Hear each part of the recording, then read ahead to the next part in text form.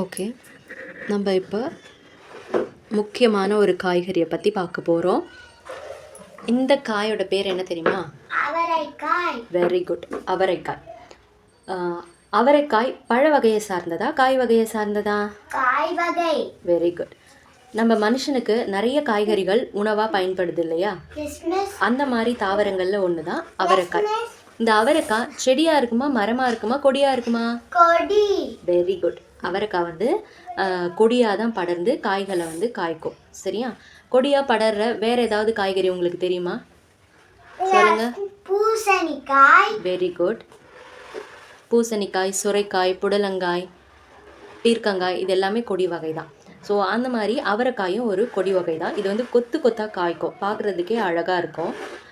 நிறைய மக்களுக்கு இந்த அவரைக்காய் ரொம்ப பிடிக்கும். அது மட்டும் இல்லாமல் ஈஸியாக கிடைக்கக்கூடிய காய்கறிகள்லேயும் ஒன்று இந்த அவரைக்காய். சரி, ஓகே. இந்த காய் வகை அவரைக்கான்னு சொல்லிட்டோம், ஈஸியாக கிடைக்கும்னு சொல்லிட்டோம், கொடி வகைன்னு சொல்லிட்டோம். ஆனால் அவரைக்காய் பற்றி முக்கியமாக தெரிஞ்சுக்க வேண்டிய ஒரு விஷயம் இருக்குது இல்லையா? என்னது அது? இந்த அவரைக்காயை சாப்பிட்றதால நமக்கு என்னென்ன நன்மைகள் கிடைக்கும் அப்படிங்கிறத நம்ம தெரிஞ்சுக்கணும் இல்லையா?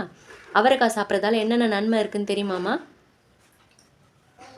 தெரிஞ்சா நீங்கள் அப்படியே ஹெல்த்தி ஃபுட்டு தான். தெரிஞ்சால் நீங்கள் சாப்பிடுவீங்களா அவரைக்காயை?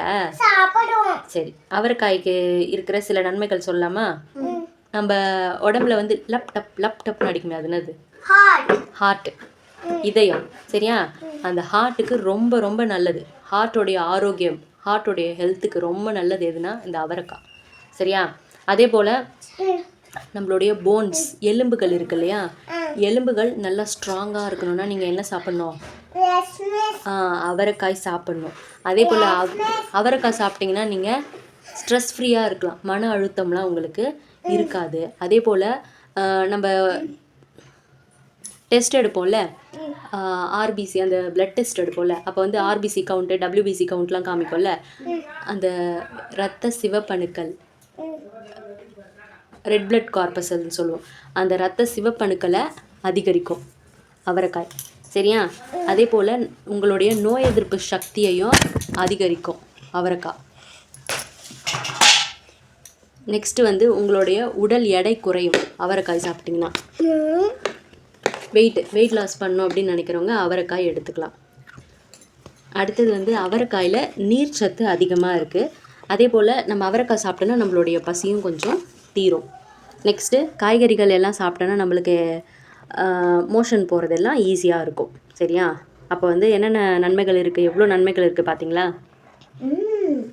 கிட்டத்தட்ட ஒரு 9-10 நன்மைகள் இருக்குதுன்னு சொல்லலாம். நம்மளுடைய இதய ஆரோக்கியத்துக்கு நல்லது, எலும்பை ஸ்ட்ராங்காக்கும், நம்மளுக்கு மன அழுத்தத்தை குறைக்கும், நம்ம ரத்தத்தில் இருக்க இரத்த சிவப்பணுக்களை அதிகப்படுத்தும், நமக்கு நோய் எதிர்ப்பு சக்தியை கொடுக்கும். நம்மளுக்கு வெயிட் லாஸ் பண்ணணுன்னா அவரைக்காயை சாப்பிட்டோன்னா நம்மளுக்கு வெயிட் லாஸ் ஆகும். தென் இதில் நீர் சத்து இருக்குது, பசியை போக்கக்கூடிய ஒரு காய். நெக்ஸ்ட்டு மோஷன் போகிறதெல்லாம் நம்மளுக்கு ப்ராப்ளம் இல்லாமல் ஈஸியாக போகும். சரியா? ஸோ அவரைக்காயை இனிமேல் நீங்கள் சாப்பிட்லாமா? யாருக்கு அவரைக்காய் பிடிக்கும்? அவரைக்காய் பிடிக்காதவங்க? அப்போ அவரைக்காய் பொரியல் செஞ்சிடலாமா? சரி, பொரியல் செஞ்சிடலாமா, குழம்பு வச்சிடலாமா? பொரியல். சரி.